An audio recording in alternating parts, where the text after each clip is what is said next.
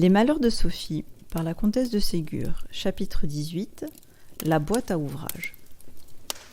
Quand Sophie voyait quelque chose qui lui faisait envie, elle le demandait. Si sa maman le lui refusait, elle redemandait et redemandait jusqu'à ce que sa maman, ennuyée, la renvoya dans sa chambre. Alors, au lieu de n'y plus penser, elle y pensait toujours et répétait « Comment faire pour avoir ce que je veux ? J'en ai si envie, il faut que je tâche de l'avoir. » Bien souvent, en tâchant de l'avoir, elle se faisait punir. Mais elle ne se corrigeait pas. Un jour, sa maman l'appela pour lui montrer une charmante boîte à ouvrage que M. de Réan venait d'envoyer de Paris. La boîte était en écaille avec de l'or. Le dedans était doublé de velours bleu. Il y avait tout ce qu'il fallait pour travailler, et tout était en or. Il y avait un dé, des ciseaux, un étui, un poinçon, des bobines, un couteau, un canif, de petites pinces, un passe-lacet. Dans un autre compartiment, il y avait une boîte à aiguilles, une boîte à épingles dorées, une provision de soie de toutes couleurs, de fils de différentes grosseurs, de cordons, de rubans, etc. Sophie se récria sur la beauté de la boîte. « Comme tout cela est joli, dit-elle, et comme c'est commode d'avoir tout ce qu'il faut pour travailler. »« Pour qui est cette boîte, maman ?» ajouta Sophie en souriant, comme s'il avait été sûr que sa maman répondrait « C'est pour toi !»« C'est à moi que ton papa l'a envoyée, » répondit madame de Réan. Sophie. « Quel dommage, j'aurais bien voulu la voir. » Madame de Réan. « Eh bien, je te remercie. Tu es fâchée que ce soit moi qui ai cette jolie boîte ? C'est un peu égoïste. » Sophie. « Oh maman, donnez-la moi, je vous en prie. » Madame de Réan. « Tu ne travailles pas encore assez bien pour avoir une si jolie boîte.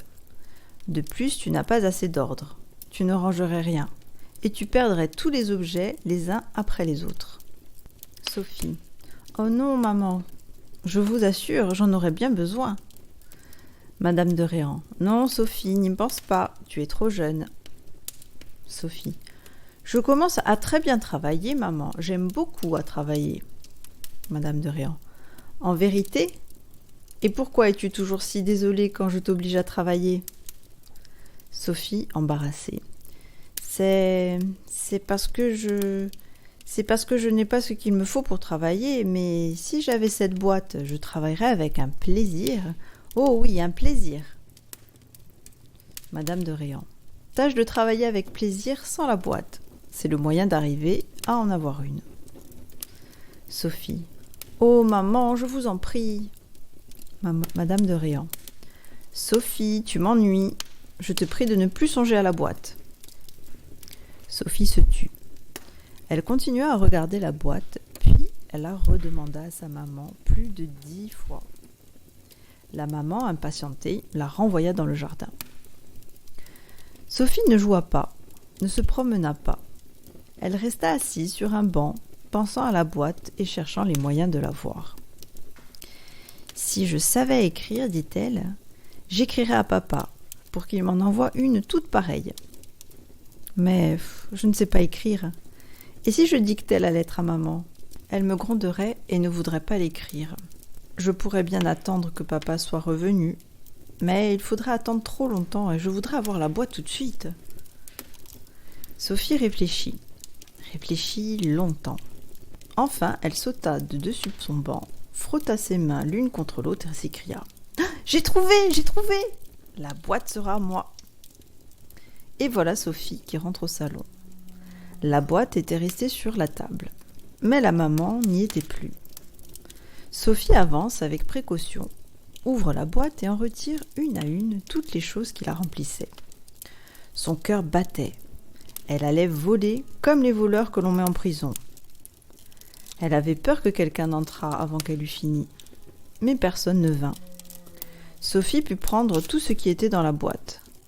Quand elle eut tout pris, elle referma doucement la boîte, la replaça au milieu de la table et alla dans un petit salon où étaient ses joujoux et ses petits meubles. Elle ouvrit le tiroir de sa petite table et y enferma tout ce qu'elle avait pris dans la boîte de sa maman.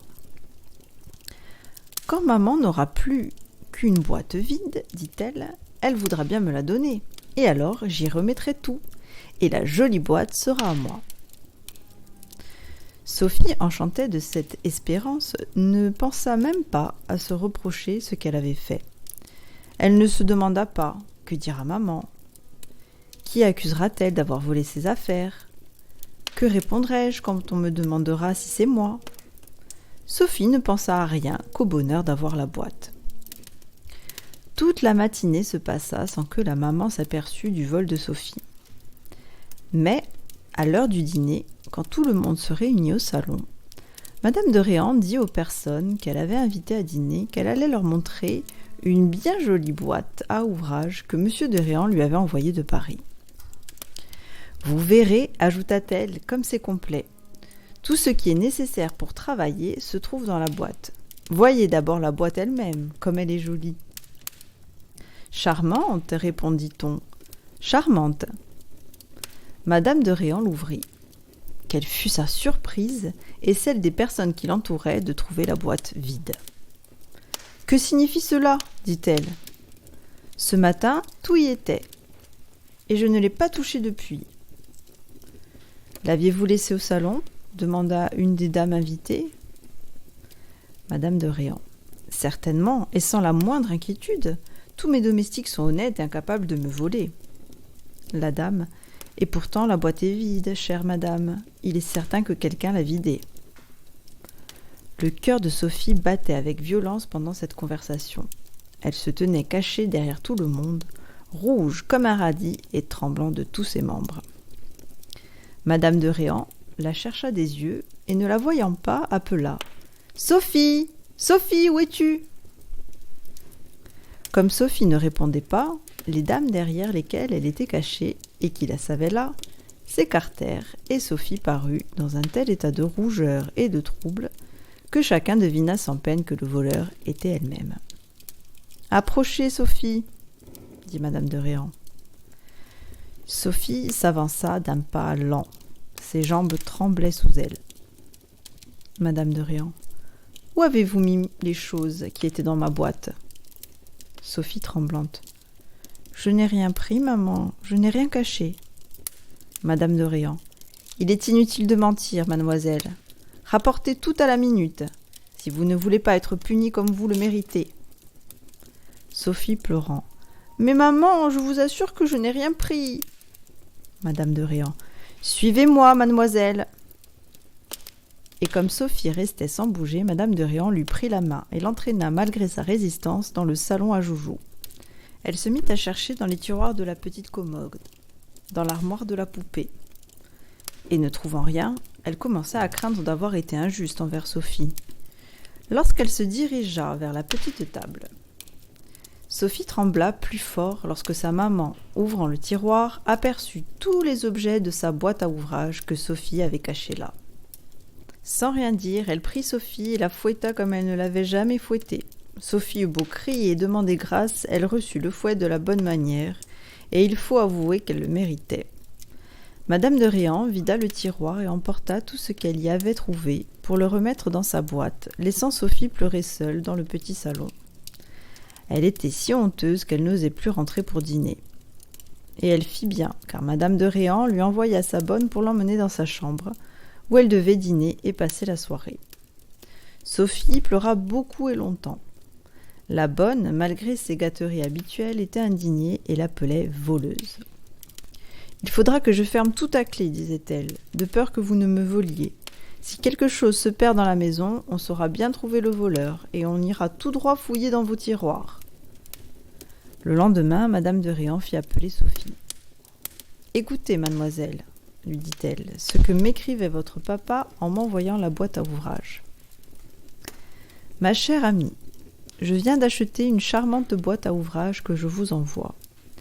Elle est pour Sophie, mais ne lui dites pas, et ne la lui donnez pas encore, que ce soit la récompense de 8 jours de sagesse.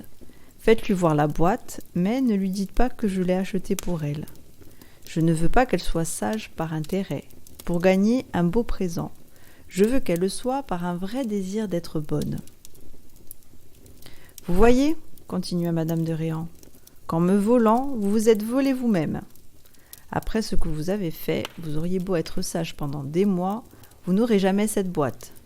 J'espère que la leçon vous profitera et que vous ne recommencerez pas une action si mauvaise et si honteuse. Sophie pleura encore, supplia sa maman de lui pardonner.